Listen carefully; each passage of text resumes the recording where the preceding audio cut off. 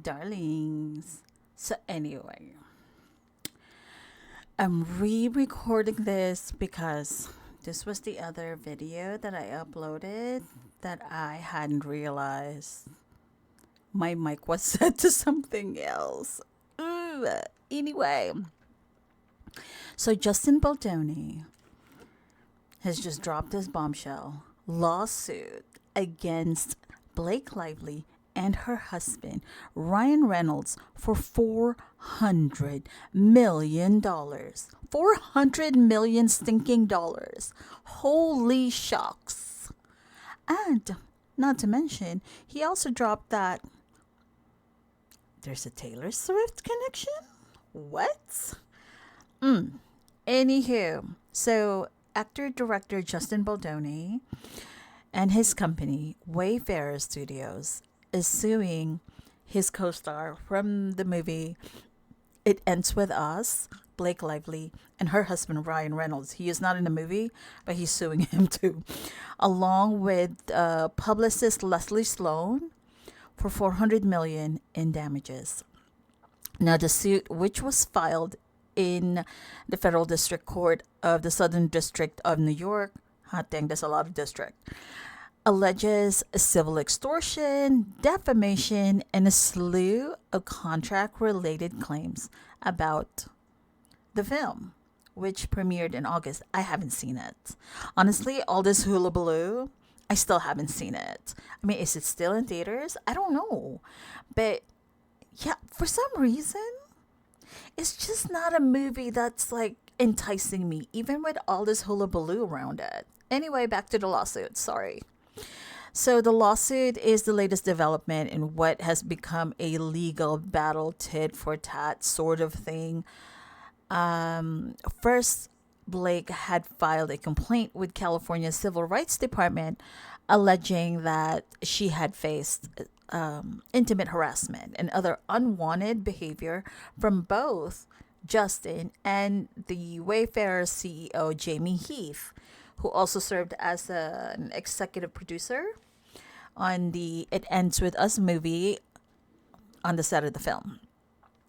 Then she followed up with a lawsuit of alleging that despite written agreements that Baldoni's behavior would stop, the intimate harassments and unwanted behavior, it still didn't. And in turn, he actually, and that she would not be retaliated against.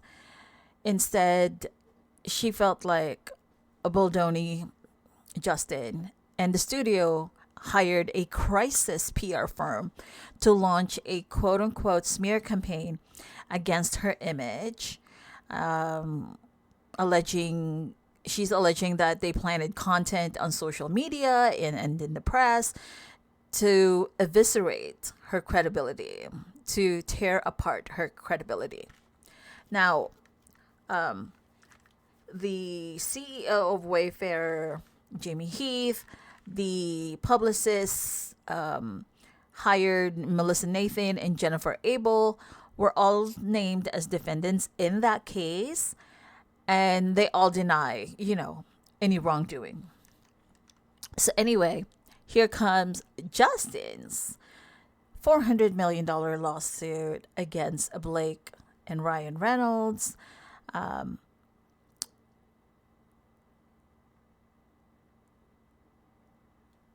Before I forget, he also filed a lawsuit against the New York Times for reporting on Lively's allegations in December. Now, the New York Times is standing by their story, calling it, quote, meticulously and responsibly reported, unquote. They say that, quote, it was based on a review of thousands of pages of original documents, including text messages and emails that we quote accurately and at length in the article. And the New York Times is also confirming that they, quote, plan to vigorously defend against the lawsuit, unquote. Now, the lawsuit filed this Thursday by Justin, Wayfair, and their publicists reiterates the argument that Blake the issue with Blake was actually, according to them, emerged from a creative struggle.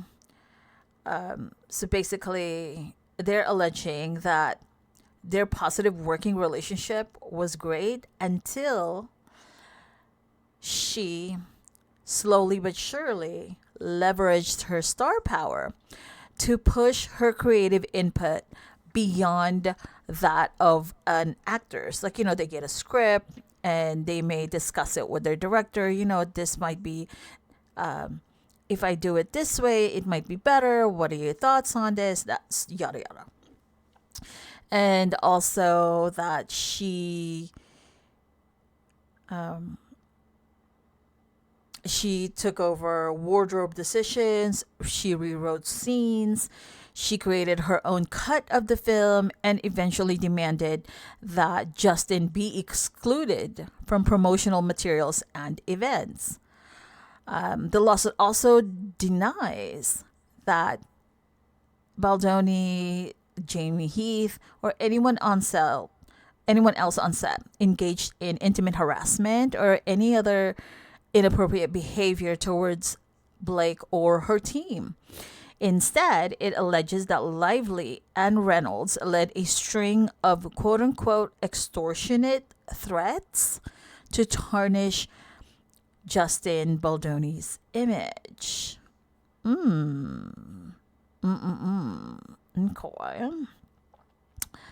Okay.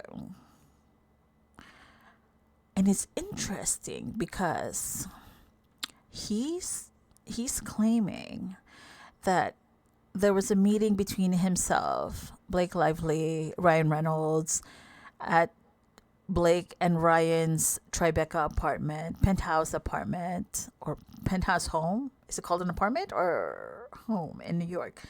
Anyway, and that there were other guests there. And apparently, I'm not sure if this is the exact time, but that something about Taylor Swift being there, and that Taylor Swift was gushing about the rewrite that Blake had done to, I guess, their original script. And also Blake allegedly had mentioned that her husband also had some creative input towards the script, and that they, being in, I guess, in that sort of environment, Justin felt like he had to acquiesce because he's feeling the subtext of, these mega celebrities are gushing over Blake's rewrite or comments about, how to make the script better. Then I guess I would have to just say yes, allegedly. Okay. So now there was also a text exchange that Justin Baldoni had showed that allegedly shows his text between himself and Blake Lively, where she refers to herself as the Game of Thrones Queen Khaleesi, the mother of dragons, and she says that she has her two dragons, which is her BFF Taylor and her husband, obviously, and that they're protective of her and she's protective of them, and they're protective of people that they care about. Yeah. Okay. Yeah. It's this is bound to be a whole lot more messier before it gets far clearer, because I don't think we have yet scratched the tip of this iceberg. Anyway, darlings, I hope that this re-record is correct this time. Holy dang. Anyway, I shall see you all fabulous people in the next go round, okay? But before that, don't forget, you are all kinds of fabulous. Don't let anybody tell you otherwise. Do not ignore those red flags, though, even though you want to leave grace for others. And always remember, journey in gratitude. Toodaloo for now. Bye.